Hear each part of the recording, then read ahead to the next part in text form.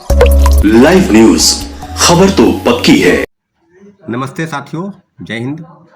आज हम बात करेंगे कि बिहार में किस तरह से नियोजित शिक्षकों के मामले को लेकर जो एनडीए सरकार है, वर्तमान में बीजेपी और जेडीयू यानी जनता दल यूनाइटेड की सरकार है, माननीय मुख्यमंत्री श्री नीतीश कुमार जी हैं। तो आज हम इसी विषय पर बात करेंगे, क्या नियोजित शिक्षकों के साथ न्याय होगा या सरकार जो पहले से दावा कर रही है कि इसको राज्यकर्मी दर्ज का जो दर्जा है वो देना है और बिना शर्त देना है। तो सारे मामलों पर 3,50,000 से ज़्यादा नियोजित शिक्षक और कोई शिक्षकों के साथ जो समस्या हो रही है, आपको याद होगा इसके पहले लगभग नवंबर महीने में भी एक नोटिस आया था कि सक्षमता परीक्षाएं जो होगी वो आयोजित होगी।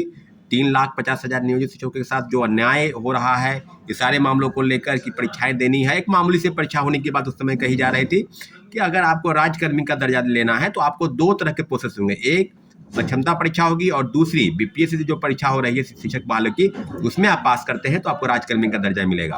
तो सारे मामलों पर आपको अपडेट दे दें कि आज तमाम शिक्षकों संगठनों के साथ डिप्टी सीएम के साथ बातचीत होने वाली है। लगभग 6 बजे उनको बुलाया गया है और 6 बजे के बाद आगे निर्णय होगा कि मुख्यमंत्री के समक्ष क्या नियोजित वाले के साथ किस तरह का न्याय होगा या इसी तरह का भेदभावपूर्ण वातावरण बनाकर उनको इस तरह से बरगलाया जाएगा। सारे मुद्दों पर आपको अपडेट करा दें कि आज जो बातचीत होगी के संदर्भ में आपको हम बता, जितने भी शिक्षक संगठन हैं जो नियोजित शिक्षकों के मुद्दे पर लगातार प्रखर रहे हैं, उसको आंदोलन के रूप में आगे तक पहुंचाने का प्रयास कर रहे हैं, तो सब मुद्दे पर आपको अपडेट करा देते हैं। और कल हम लोग बसंत पंचमी के अवसर पर भी गए थे, सम्राट चौधरी से मुलाकात हुई, हम थे, शिक्षाविद गुरु एम रहमान और कई शिक्षक अभ्यर्थी साथ में थे।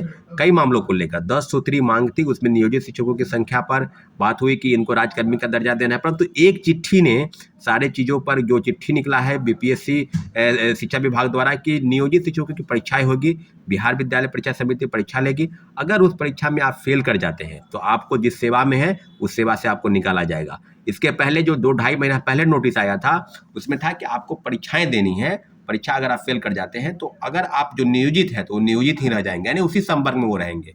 राज्यकर्मी का दर्जा आपको तब मिलेगा जब 3 बार परीक्षा में बैठकर आप पास करते हैं। तो अभी जिस तरह का नोटिफिकेशन जारी हुआ है इस संदर्भ में जो आगे की बातें होंगी उसकी में यह है कि नोटिफिकेशन में जो जिक्र है जिस बात का कि आपको सेवा से मुक्त किया जाएगा, इस बात पर लगातार विरोध हो रहा है और विरोध होना भी चाहिए, क्योंकि कितनी परीक्षा देंगे, दक्षता परीक्षा दिए, डिपार्टमेंटल परीक्षाएं हुई, आगे की परीक्षाएं होंगी, क्या होगा। उन्होंने परीक्षाएं दी है, दक्षता परीक्षा दी, फिर पात्रता परीक्षा दी और तब सेवा में आपके नोटिफिकेशन के अनुसार ही सारी परीक्षाओं को पास करने के बाद वो शिक्षक बने हैं। और कोई व्यक्ति 57 साल, कोई 58 साल, 59 साल, 60 साल के होने वाले हैं और उनको ही कहा जाए कि आप ऑनलाइन परीक्षा दीजिए, ऑनलाइन परीक्षा में पास करेंगे तब आपको राज्यकर्मी का दर्जा मिलेगा। तो सक्षमता परीक्षा के नाम पर जिस तरह की चीज़ें नोटिफिकेशन जारी हो रहे हैं, मुझे लगता है कि इस तुगलकी फरमान पर राज्य सरकार को संज्ञान लेना चाहिए। लेकिन बहुत बड़ा 13 तारीख के दिन आपको याद होगा कि बिहार विधानसभा का घेराव करने की बात थी और हजारों की संख्या में लोग बीजेपी कार्यालय, आरजेडी कार्यालय गए और लगातार पुलिस बलपूर्वक द्वारा उनको मारा गया, खदेड़ा गया, पीटा गया। तो कहने की क्या जरूरत है, राज्यकर्मी का दर्जा आपको लेना है, राज्यकर्मी का दर्जा आपको चाहिए, इस तरह की चीज़ों पर अगर सरकार संज्ञान नहीं लेती तो मुझे लगता है कि सरकार को संज्ञान लेना चाहिए। जिस तरह के वक्तव्य हम लोग भी कल मिलने गए थे 10 सूत्री मांग को लेकर, उसमें एक मांग थी नियोजित को राज्यकर्मी का दर्जा देना है, दूसरी तरफ मांग थी कि बीपीएससी द्वारा जो परीक्षाएं आयोजित हो रही है, शिक्षक बहाली, सीएटी अपियरिंग, डीएलएड अपियरिंग और कई बीएड वाले का सेशन लेट चल रहा है, उनके अपियरिंग के बात को लेकर थी मामले, उस पर लिए जो फॉर्म अप्लाई हो रहा है उनको मौका नहीं मिल रहा है।